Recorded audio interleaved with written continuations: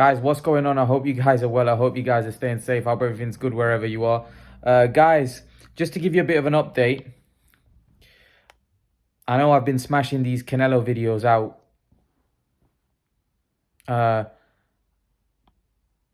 And this is going to be another Canelo video. But what I will say is tomorrow I'm going to be smashing out a lot of other videos. Khan and Brook. I'm going to also be talking about Danny Jacobs' rider. So I'm gonna be doing a lot of videos tomorrow. So yeah, about not regarding Canelo, because I know some of you were saying, "Oh, man, you do loads of Canelo videos." Don't worry, the other content next week, Khan and Brook, is gonna be massive. There's gonna be a lot about that. Time's ticking, tick tock, tick tock, tick tock. The time's ticking and getting closer, and my heartbeat's starting to raise. Become faster. Next week's gonna be crazy. It's gonna be crazy.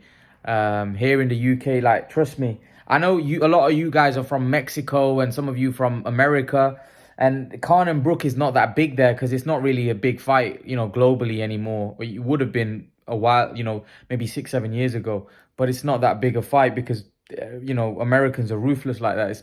They know they're washed up fighters. So, maybe the hardcores, some of you are not that interested. But here in UK, it's fever point. It is I'm telling you, it's massive. I was in the gym today and I was talking with my mate, and some guy heard and he goes, "Oh, Khan and Brook."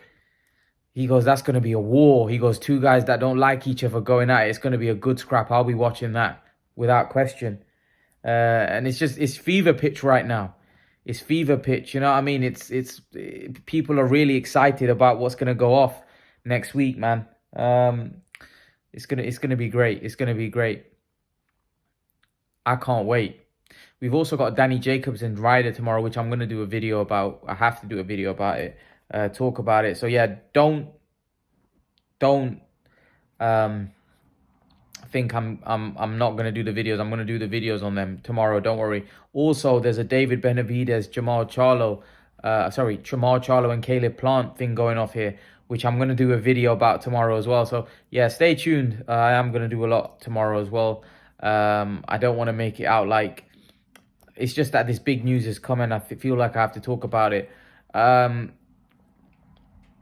Guys, we all know now the reports that Canelo's been offered $85 million to fight, Golovkin and Bivol. $85 million, which comes to about £63 million to have a 2-fight deal. What do I make? What do I make of that deal? I think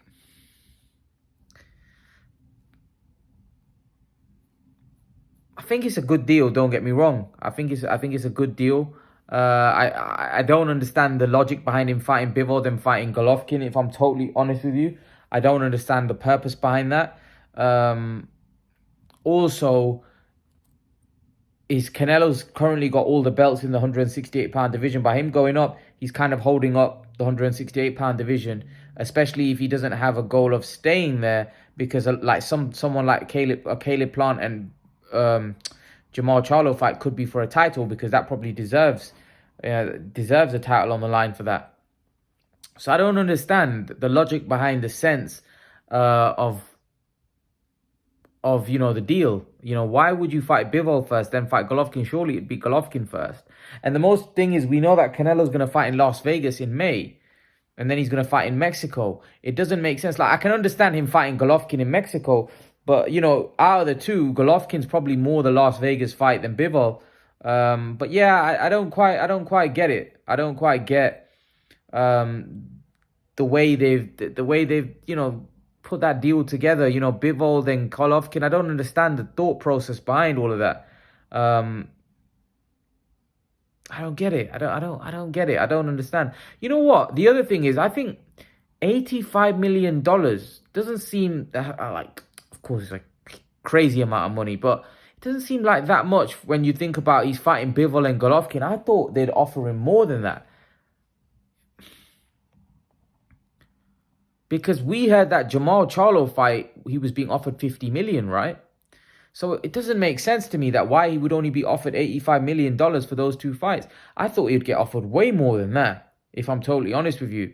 The money for Canelo, 85 million is 85 million, right? But you'd expect him to be paid a lot more. I just think where Canelo's at, $85 million, I thought he would get paid a lot more than that, you know? But yeah, it's surprising. It's surprising to me that it's only 85 million for those two fights as well. Because we're not talking about two ordinary fights. We're talking about, you know, two very tough fights. But I think that tells you that Canelo's probably a 40 to $50 million fighter. And that's the kind of money he earns when he fights, which is a lot of money. But Canelo hasn't reached the Floyd Mayweather kind of stardom where he's going to be making 100 million a fight, or, you know, and also you need dance partners. You need dance partners as well. And Canelo hasn't really had that. Golovkin is. But even the Golovkin fight, the first and second time, weren't that big. And what I mean, they were big, but they weren't that big where Canelo was making 100 million from them. You know, and I think that, again, you have to credit Floyd for how he marketed and promoted himself and how big a superstar Floyd Mayweather was.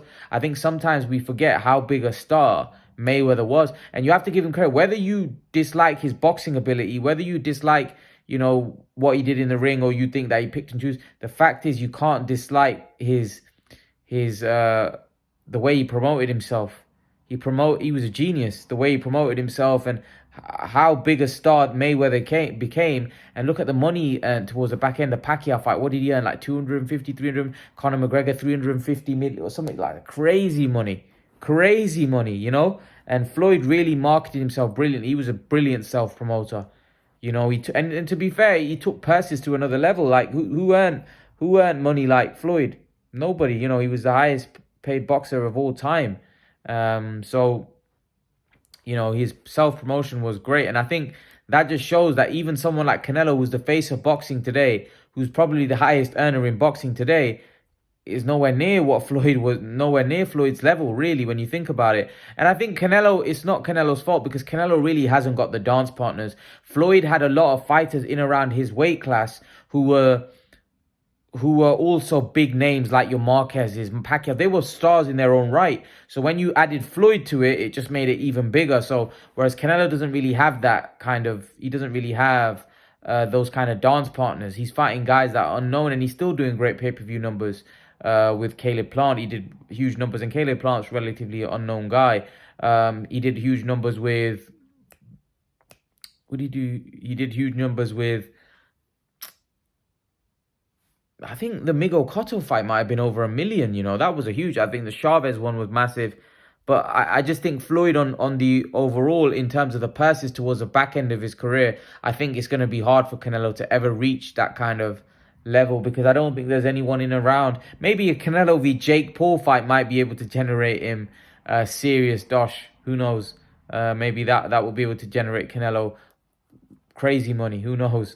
I don't think Canelo would entertain that, though. Personally, I think Canelo's too classy, and too much of a hardcore. I don't think Canelo would fight Jake Paul. To be honest with you, that's just my opinion. Who knows? Might have a change of mind in the future. But coming back to the Golovkin fight, do fans really want to see him fight Golovkin? I don't know. There's been a mixed kind of response. A lot of people aren't that interested in the Golovkin fight as much as they are in the Bivol fight.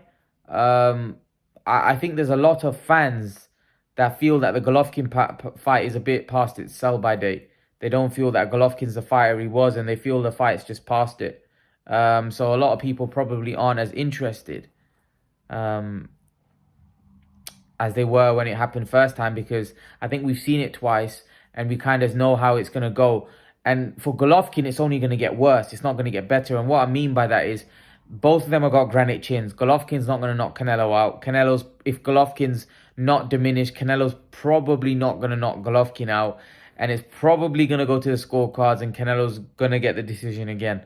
So I don't see how this fight plays out any differently unless Golovkin has diminished since their second fight, which means Canelo Alvarez will stop him. I do think Canelo Alvarez has got better since their second fight, and I do think Golovkin has diminished since their second fight. So, if I'm honest with you, I do think that Canelo will win if they do fight again. I do think Canelo will win more emphatically in this in the third fight, just because I think that, like I said, I think Canelo has got better and Golovkin has declined, and Golovkin has been fairly inactive. Golovkin has also been a fighter who has not been fighting top tier competition since the Canelo fight. So I just think that the fight right now favors Canelo massively. But again, it's a fight that we'll all tune in for. It's a fight that we'll all watch. But I just don't think it has that kind of interest it once had. I don't think once upon a time it was the biggest fight in boxing. I don't think it is anymore. I don't think it is the biggest fight in boxing. I think it still does huge. I think it still does huge signups for DAZN, and it's still a massive fight. I just don't think it's the biggest fight in boxing. I think there's fights there that can rival that. I think the undisputed fight at heavyweight may be bigger. Canelo Beterbiev at this point might be bigger, maybe not financially, but in terms of the demand and hardcore fans wanting to see it, I think definitely it's bigger. So, I don't know what Triple G's got left. I don't know what Triple G's got left, to be brutally honest with you. It's you just don't know what Golovkin's got left at this age, at this point in his career. He's obviously a world champion at middleweight, so he's still a good fighter. He's a little, older, but we'll have to wait and see how this all plays out. Also, I want to say that this information is all reported by Mike Coppinger and Michael Benson. None of it's true yet. Someone actually sent me a message saying that Eddie Hearn has said that they're still a long way away from this being sorted out. But the fact is that Canelo has been offered $85 million. That's just a fact. Those, I don't think those sources are incorrect. He has been offered a 2-fight deal to fight Dmitry Bivol and to fight Gennady Golovkin. And if he takes that, that'll be great. If he doesn't take it, then so be it. And hopefully he fights Charlo or someone. I don't think the Charlo fight's going to happen. I think Charlo's going to fight Caleb Plant. I think that's the plan. I think Charlo's going to fight Caleb Plant. I think Canelo Alvarez is going to probably fight Dmitry Bivol. That's how I think it's going to go. I think Jamal Charlo was always going to fight Caleb Plant, because Caleb Plant was quite confident that, the Jamal Charlo fight, he was talking about it in an interview a month or two ago. And so maybe Caleb Plant had already known that this was being worked on in the background, and now that Canelo has kind of chosen, it's kind of made it even closer. I think David Benavidez might be right when he says that Caleb Plant and Jamal Charlo happens. It makes sense if Jamal Charlo is moving up to 168. Demetrius Andrade is also moving up to 168. What that might mean is that at the middleweight division, there'll be 2 belts that become vacant. That'll give someone like Chris Eubank a great chance of becoming a world champion at middleweight. So yeah, I'm intrigued to see how it all plays out. But Canelo Alvarez has been offered an $85 million to fight Dmitry Bivol and Golovkin. Leave your thoughts, guys. Let me know what you think. And guys, remember to please like, share, subscribe to my channel. I'll see you guys in the next video. Peace.